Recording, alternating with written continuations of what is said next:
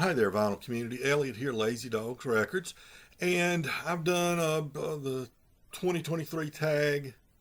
I've done a couple of contests entries recently, but I haven't done any content where I'm either discussing an artist or viewing an album or looking at a particular story about record collecting or music. So I thought I'd do that today. And what I'm going to talk to you about, or who I want to talk to you about, as you saw from the title, is Tommy Jarrell. Now, Tommy Jarrell is one of the very interesting figures in American music, or worldwide music for that matter. Jarrell's story is somewhat unique. Now, as far as genre, he is an old-time fiddler. He's passed away now. He died many years ago. But he's was an old-time fiddler, and he comes from a county called Surry County on the North Carolina-Virginia line, on the North Carolina side in the foothills of the Appalachian Mountains, about 1,200 feet above sea level or so, where he is located. You might be familiar with Mount Airy and the Galax, Mount Airy, North Carolina, and the Galax, Virginia area, hotbed for traditional music. Now, in Surry County, they're developed a particular type of old time music, particular to those players in that little area, and that type of playing is actually spread worldwide now. Oftentimes, when you're listening to a modern day old time or string band, you're hearing what's called round peak style, and round peak is from Surry County. Now, Galax, Virginia is just across the border. It's no distance from it.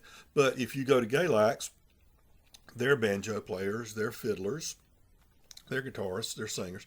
They're going to be doing things a little bit different. Their sound will be a little bit different. Now, there are several reasons why round peak style is so well represented today. But the main one, I believe, would be Tommy Jarrell. Now, I'm not an expert on old time music. I'm not an expert on Tommy Jarrell. I know the criticism of YouTube videos so often is that somebody is presenting themselves as an expert when they're no more expert than anybody else. I'm not saying I'm an expert. I know a little bit about it, and I want to tell you about it, and what I hope is it'll cause you to have some interest in it and investigate further. I don't have a complete discography of Tommy Jarrell's music, but I'll show you. I've got four of his. Put them over here. Four of his albums on count. He's mainly recorded on county records, and he is a fiddler. Now, one of the things that makes him important and unique, a couple of things make him important and unique. I'll talk about one of them first.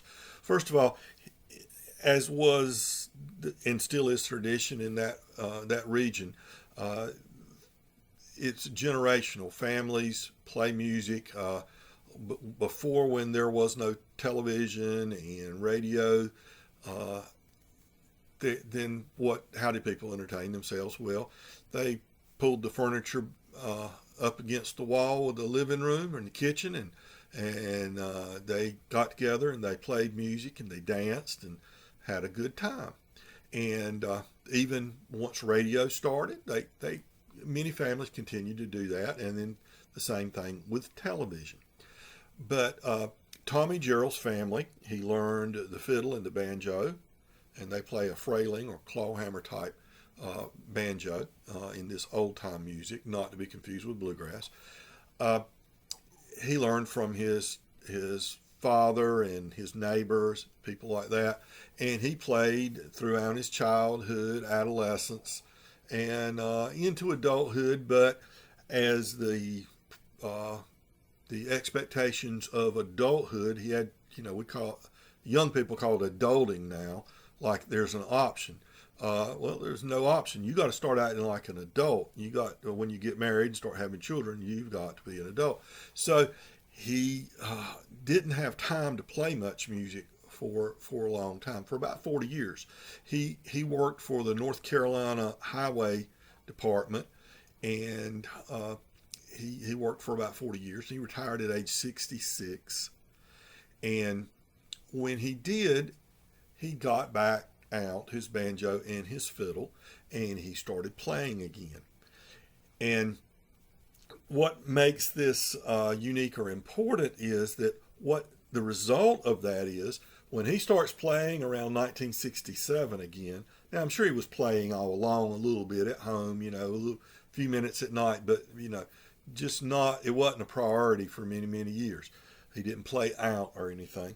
And he starts playing regularly again. He quickly, hones his craft once again. He's playing these songs that he knew from his youth, that he had been taught by his elders. And what you've got is a 40-year period where his music has not been influenced by anything else. So him playing in 1967 is about like stepping back to 1927 and hearing the songs the way they would have been played then, the repertoire, the repertoire it would have been back then. So that gives us, if you're a folklorist, a historian, a musicologist, that gives you a real window into the past with that. And so that's one thing that makes him important and unique. Another is that he's just a great, great musician. He plays a short bow style with lots of syncopation, and it's really got a bluesy feel to it. So, the old time music's influences and where it comes from. The British Isles, Celtic and Anglo music and African music. So you get all those. Although the African American population in that portion of North Carolina was not very great, the influence of the African music can't be denied either in the bluesiness, in the syncopation, things like that. So he's playing old time fiddle music in his little home, little white frame house in Surry County, in a little community, an unincorporated community called Toast. Playing at Toast. He's in his late 60s, and he starts having people over a lot. Other people his age, younger people, start showing up. And they're playing on the weekends. They're playing out in the yard when the weather's nice. At night, when it's cold, they're inside. Move the furniture back and, get in there and play, and people dance and just have a good time. This old time music was and still is dance music, oriented toward the dance. And the round peak sound is a real hard driving sound.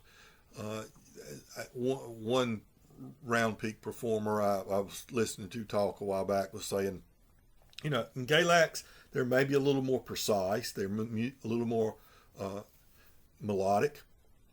And, but when we play, we're, full steam ahead, with a driving sound to provide what the dancers need to be able to get up there and dance. Well, so the third element is, by the late 60s, word was spreading that there's this guy down in Toast, North Carolina, who is playing the best old-time fiddle you can imagine. And he welcomes people to come join him. And so all the old, the folk boom was not that far removed, starting in the 1950s and into the 1960s. So what happens is a lot of those New York intellectuals and people like that, people totally outside the tradition, outside the community, but enthusiastic people who want to learn, started showing up. and he just welcomed him into his home, welcomed him into the circle. And, you know, if they could play a little bit, come on, jump in where you can and hang on. And if they wanted to learn how he did something, he loved teaching people. You know, a lot of musicians uh, want to keep all their secrets. No, he wanted to share everything he knew with anybody. He was so welcoming and so nice. So you had all these folks coming down and learning his style and this round peak style. So just it spread. The word spread. And by the 1970s, people were flocking there, and it was just if you went by his house and there weren't cars parked everywhere along the road and a slew of the lights on, and you could see people in the window dancing and hear the music playing, then something was wrong, because that was an every weekend occurrence, and he and his wife just loved it. He taught so many people so much. Mike Seeger would come down. David Holt spent time with him. All kinds of I won't try to name every already existing musician or up and comer who would go on to become an important musician. Alice Gerard had moved to Galax, Virginia, and she was joining him on the weekends and playing and learning from him, and I'm sure teaching other folks stuff. So it was just a beautiful thing. I want to give you an example, talk a little bit about it, but I want to give you an example. Let's hear. Here we go.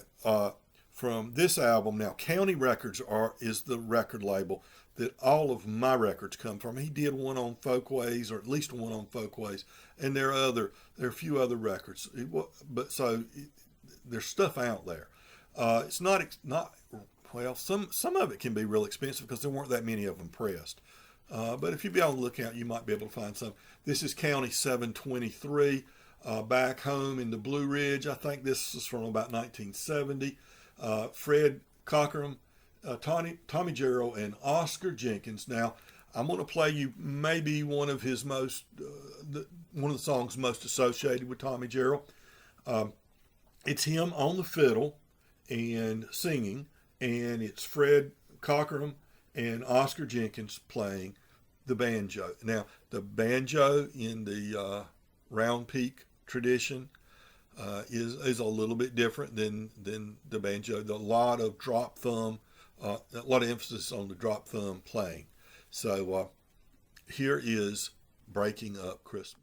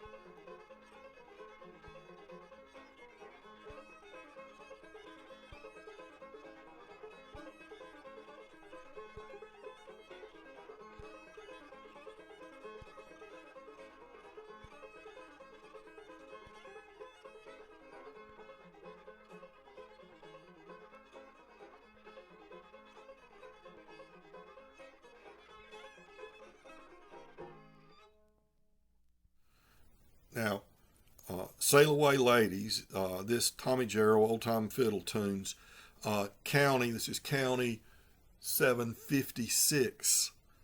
And this one is produced by Barry Poss, P-O-S-S, who would go on, he would work for County for a long time, and then he would move to Durham, North Carolina, and he would found the great label Sugar Hill Records. But unfortunately, the liner notes, usually these records, these earlier records, would come with not really liner notes, but an insert.